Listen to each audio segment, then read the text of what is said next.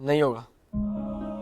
American consulate वाले बहुत strict हैं। एक बार उन्होंने जो टाइम दिया वो निकल गया तो फिर दूसरी अपॉइंटमेंट लेने में बहुत मुश्किल होगी। अरे लेकिन कोई अचानक बीमार पड़ जाए तो ऐसी हालत में भी वहां जाए, इतने स्ट्रिक्ट तो नहीं हो सकते। और हम उन्हें चंदू की मेडिकल रिपोर्ट, सर्टिफिकेट सब कुछ दिखाएंगे तो सोचेंगे हमारी बात पे। मुझे एक डर और भी है जसुबेन, अगर बड़े भैया को ठीक होने में 2 महीने लग गए तो फिर वहां अमेरिका में स्कूल शुरू हो जाएंगे और फिर स्कूल वाले मिड टर्म से बड़े भैया को नौकरी पे नहीं लेंगे। मेरे पास एक आइडिया है। क्या? बड़े भैया के कल की ट्रेन की टिकट पे पापा इंटरव्यू देने मुंबई चले जाए तो? एक राजू कम था कि तू बोली? क्यों? गलत क्या कहा मैंने? बड़े भैया की टिकट पे बापा कैसे जा सकते हैं? क्यों? उस दिन शैलेश भाई और दीपिका भाभी की पिक्चर की टिकट पे मैं और पुष्पा भाभी गए तो थे। फिल्म देखना और वीजा का इंटरव्यू देना तुम्हें एक जैसा लगता है? पर मुद्दा तो टिकट का है ना। बेवकूफों जैसी बात मत करो पारुल। सुबह जयेश डांट मत इसे। एम्बुलेंस आ गई, मैं चंदू के पास जाती हूँ। पारू जल्दी से वो चाय भर दे। हाँ?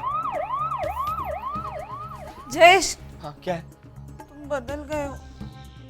आजकल मेरी छोटी छोटी बात पर चिढ़ने लगे हो तुम। अरे तुम बात ही ऐसी करती हो। फिल्म देखना और वीजा का इंटरव्यू दोनों अलग चीज है, और ट्रेन की टिकट और फिल्म की टिकट वो भी अलग अलग चीज है। और अमेरिकन कॉन्सुलेट में ऐसे अदला बदली करके नहीं जा सकते हो क्या? हाँ पर तुम बदल गए हो। अब ये नई रिकॉर्ड शुरू हो गई। हाँ क्या बदल गया हूं मैं? देखा, मुझसे तो कैसे चिढ़ के बात करते हो, और जब उस मनु का फोन आता है तो कितने प्यार से बात करते हो। क्या क्या बदल गया मैं? क्या क्या मनु? क्या किसने ऐसा कहा कि मैं? सबने देखा है, जब भी उस मनु का फोन आता है तो कितनी नरमी से बात करते हो। पारुल ऐसा कुछ नहीं है। जयेश, सच सच बताओ, मैं तुम्हें अच्छी नहीं लगती ना?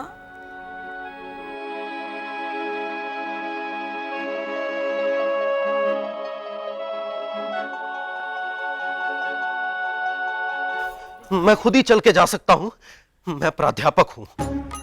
हाँ हाँ प्राध्यापक साहब, आप हर तरह से सक्षम हैं, लेकिन इन बेचारों को आपकी सेवा करने का आज मौका मिला है तो करने दीजिए। तब ठीक है। आराम से। स्ट्रेचर की जगह यदि व्हील चेयर मंगाई होती तो मैं खुद ही चलाकर एम्बुलेंस तक ले जाता। रुको रुको रुको, अरे भाई इसके हाथ में मशाल दे दो, ये खुद ही जाएगा दौड़ के हॉस्पिटल तक। कितना अभिमान, कितना अभिमान। चुपचाप लेटा रहे। एक तो तेरे जैसे कवि को ये लोग लेके जा रहे हैं, ऊपर से तू गिरा तो भी टंगे ऊंची। भाभी प्लीज चलो। आप शगुन हो गया मालूम, सुबह सुबह बहुत बड़ा आप शगुन हो गया। कड़ी के पतीले में बर्फ गिरी। पीछे लो, पीछे पीछे लो। हाँ।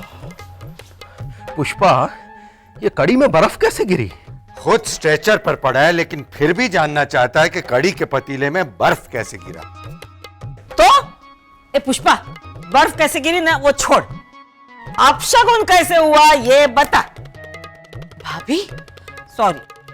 चंदू तू फिक्र मत कर, अब मामूली बुखार है। हाँ चंदू भाई, 5 डिग्री से बस थोड़ा सा ज्यादा बुखार है।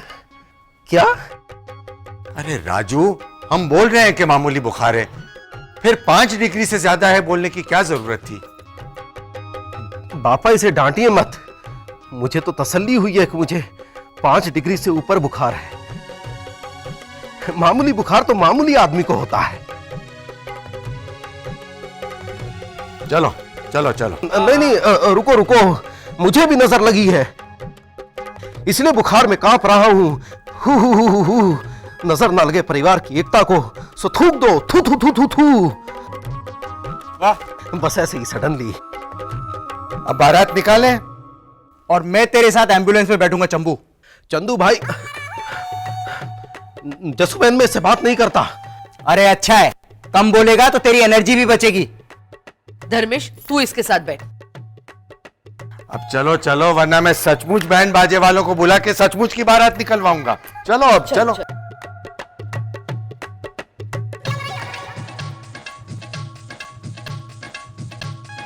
मुझे इतना डांटा पापा ने। अरे इस वक्त क्या तू उनकी कहानी सुनने बैठ गया? वही शुरू हो गई।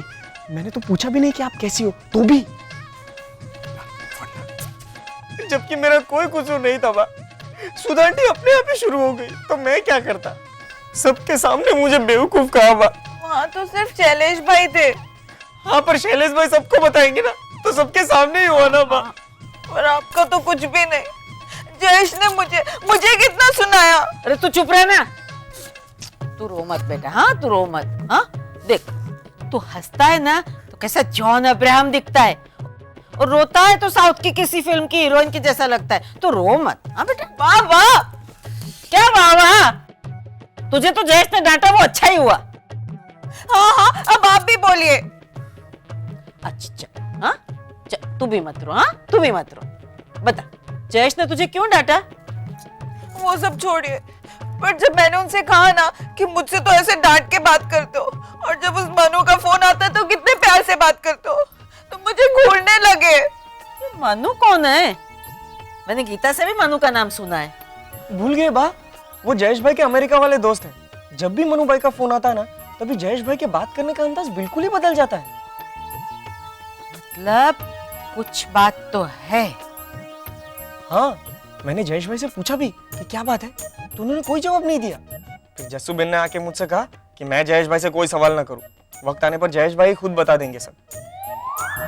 मतलब जस्सू बेन को पता है? उसने मुझे बताया नहीं।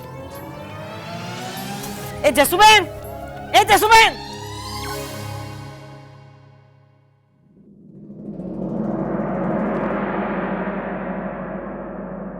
आईसीयू में क्यों भर्ती करवाया होगा? बुखार कम नहीं हो रहा, शायद इसीलिए पंकज कुमार ने कहा होगा कि आज की रात आईसीयू में रखो। वो कह रहे थे कि कल बुखार कम हो गया तो स्पेशल वार्ड में शिफ्ट कर देंगे। महादेव, मेरे बच्चे को ठीक कर देना। क्या हुआ पंकज कुमार, पता चला बुखार क्यों आया? सब ठीक तो है ना? प्रिलिमिनरी टेस्ट से तो मलेरिया लग रहा था, पर क्या? पर मुझे डर है कि बड़े भैया को डेंगू हुआ है।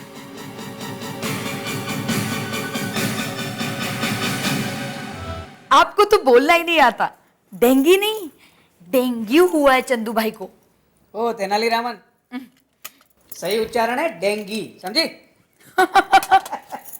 आपकी मिठाई और फरसान की दुकान है ना, इसीलिए घी से मिलता जुलता शब्द आपको बहुत अच्छा लगता है, इसीलिए आप डेंगी बोल रहे हो।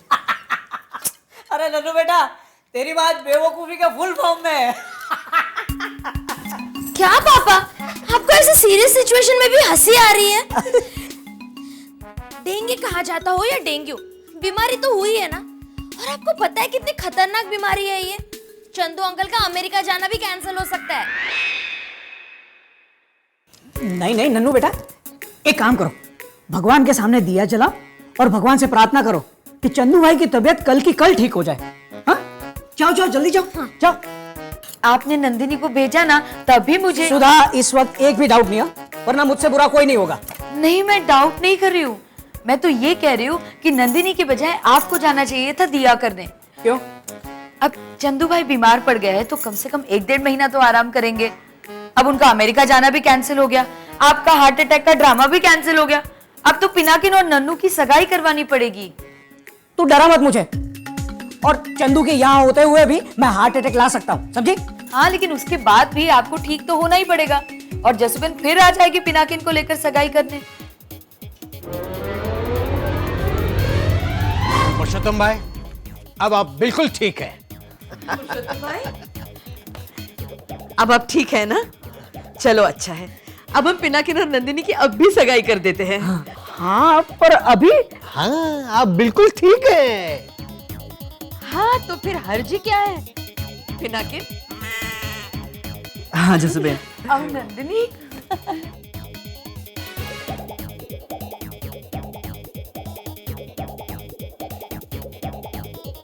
नहीं नहीं नहीं, मैं ये सगाई हरगिज नहीं होने दूंगा।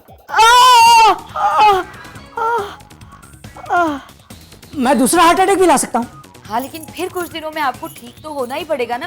फिर जसुबेन आ जाएगी पिनाकिन को लेकर सगाई करने। ये जसुबेन भी ना पुरुषोत्तम भाई, अब तो आप बिल्कुल ठीक है।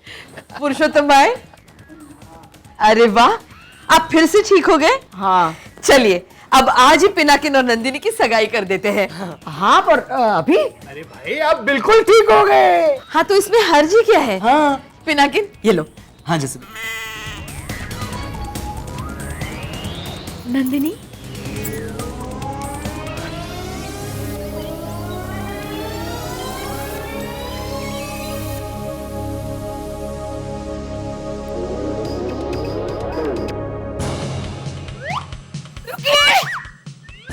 तीसरा हार्ट अटैक अब नहीं ला सकते, वरना आप चुप कर दो। पापा अब मम्मी को क्यों डांट रहे हैं? देखना ननू, कुछ भी अशुभ अशुभ सोचती है। कुछ नहीं होगा हमारे चंदू भाई को। मुझे तो पुष्पा आंटी की फिक्र हो रही है, पता नहीं क्या हाल हो रहा होगा उनका। संभालिए अपने आप को। प्लीज पुष्पा भाभी, डोंट बर्न योर सोल। अरे अनुवाद अनुवाद, अपना जी मत जलाइए। जी तो चलेगा ही ना गीता, इन्हें डेंगू हुआ है, डेंगू। पुष्पा भाभी, जो कुछ होता है अच्छे के लिए होता है। दीपिका, डेंगू हुआ तो अच्छे के लिए हुआ। नहीं, मैं तो सिर्फ दिलासा दे रही थी। अरे तो ठीक से देना, ऐसे कोई दिलासा देता है क्या? ठीक है तो आप ही दीजिए, हमें तो जैसे कुछ आता ही नहीं। हाँ नहीं ही आता है, तुम लोग जाओ, मैं दूंगी दिलासा। दीपिका भाभी, नमन रो रहा है। हाँ हाँ अभी आई। ठीक है, आप नमन की दवाई बना दीजिए। चलिए गीता भाभी। अब तुम जाओ, अब बड़ी सासू माँ दिलासा दे रही है तो फिर मुझे यहाँ रुकना चाहिए। मतलब? अगर आप इन्हें दिलासा देंगे तो बाद में इन्हें दिलासा कौन देगा? चुप रह। पुष्पा, ऐसे रोने से क्या होगा? हाँ, तू डेंगू के नाम से घबरा मत। डेंगू तो मेरे मामा के बेटे विठल को भी हुआ था। आप मेरा मन बहलाने के लिए कह रही है ना? अरे मेरा बस चलता ना तो विठल से तेरी बात भी करवा देती, पर वो कोमा में चला गया है ना। बड़ी सासू माँ, नहीं नहीं नहीं नहीं ना, डेंगू की वजह से कोमा में नहीं गया है। डेंगू से तो ठीक हो गया था। हाँ पुष्पा, वो तो बाद में उसका एक्सीडेंट हुआ था ना, तो वो बाइक से गिरा इसलिए कोमा में चला गया। हाँ, ये डेंगू में तो प्लेटलेट्स मतलब वो श्वेत कण कम हो जाते हैं, इसलिए खतरा होता है ना। उसके तो 30,000 तक गिर गए थे। चंदू के कितने गिरे हैं? 12,000 तक। 12,000? आप अपने मन से कुछ भी मत कहिए। नहीं, वो अभी धर्मेश का फोन आया था हॉस्पिटल से कि चंदू भाई डेंजर जोन में पहुंच गए हैं। ए चुप चुप, कुछ नहीं होगा चंदू को। ए राजू, अब से तू कोई खबर लाना ही मत, मैं ही खबर लाऊंगी कि चंदू ठीक हो गया है। हाँ, रो मत पुष्पा, रो मत बेटा। देख, मेरी कड़वी बातें हजम करने वाला इतना कमजोर नहीं हो सकता है। मैं कहती हूँ ना, चंदू कुछ ही दिनों में घर वापस आ जाएगा और फिर शायरी करेगा कि बीमारी को भगा के आया हूँ मार के चमड़े का पट्टा। अरे देखो, कविराज चंद्रकांत जोशी घर लौट आया हट्टा कट्टा। हाँ?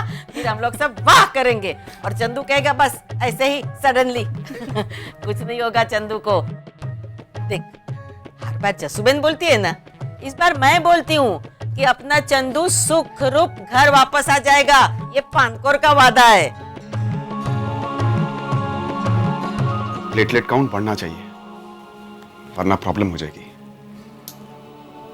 प्रॉब्लम हो जाएगी मतलब? मतलब प्लेटलेट काउंट अगर कम हो गया तो जोड़ों में दर्द शुरू हो सकता है। इंटरनल ब्लीडिंग हो गई तो ऑर्गन्स फेल हो सकते हैं, और अगर कहीं ऐसा हो गया तो कुछ भी कहना मुश्किल है।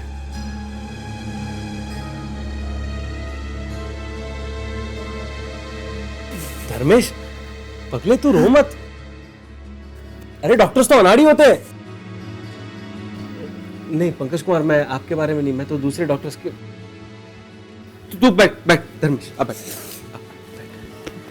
ये डॉक्टर्स हमेशा बुरे से बुरा पिक्चर दिखाते हैं। क्यों पंकज कुमार? हाँ, और वो इसलिए ताकि लोग बुरे वक्त के लिए तैयार रह सके। मतलब ये तो हमें तैयार रहना चाहिए, ऐसा कह रहे हैं? नहीं धर्मेश, अब तू अपने मतलब मत निकाल। धर्मेश, डॉक्टर होने के साथ साथ मैं फैमिली मेंबर भी हूं। जो सच है वो बता रहा हूं। 12,000 प्लेटलेट काउंट बहुत लो है। कुछ भी हो सकता है। हाँ, और तू जो मुझे शब्द देगा वो तूने मुझसे बात की है ऐसा कोई नहीं कहेगा। और इतना अच्छा मौका मिल रहा है चंबू, बोल दे, वरना कल तो तू अमेरिका चला जाएगा। तेरे पीछे से कहीं मैं मर गया तो तुझे जिंदगी भर अफसोस रहेगा कि तूने धर्मेश से बात नहीं की। चंदू। पंकज कुमार, 12,000 प्लेटलेट काउंट होने के बावजूद भी कुछ पेशेंट ठीक तो हुए होंगे ना? हाँ हुए हैं। तो फिर पॉजिटिव एग्जाम्पल दीजिए ना। पॉजिटिव एग्जाम्पल देने का पैसा थोड़ी ना है।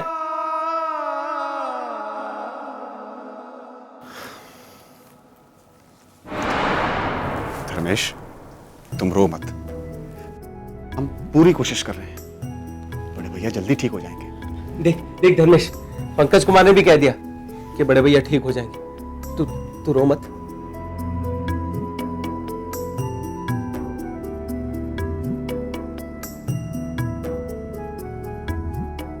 शैलेश, एक बात कहना चाहता हूं।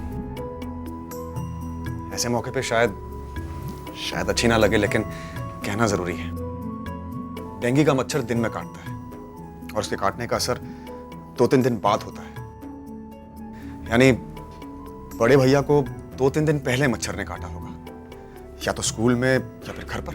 मतलब दोनों जगह खतरा है। अगर मच्छर वहां पल रहे हैं तो सबके लिए खतरनाक साबित हो सकते हैं।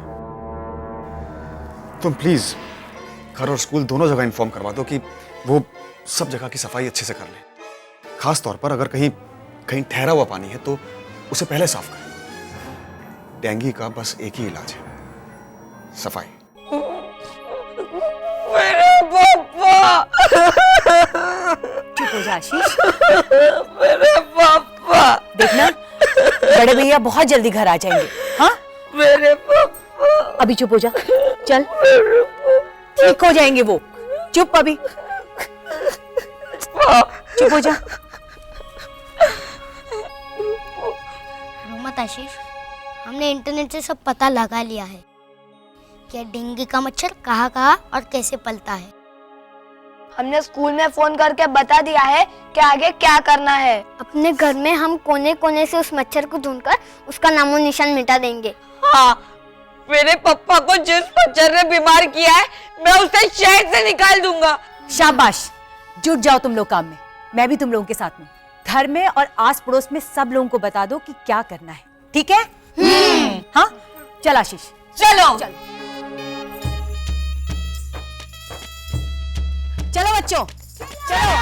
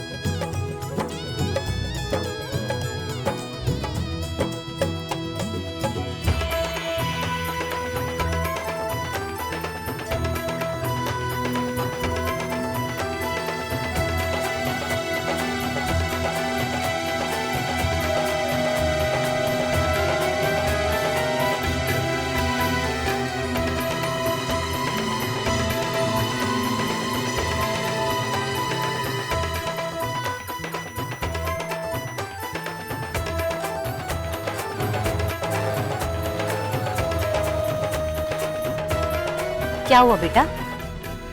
मम्मी, सब बच्चों को तो मैंने काम में लगा के बुरी बातें सोचने से तो रोक लिया,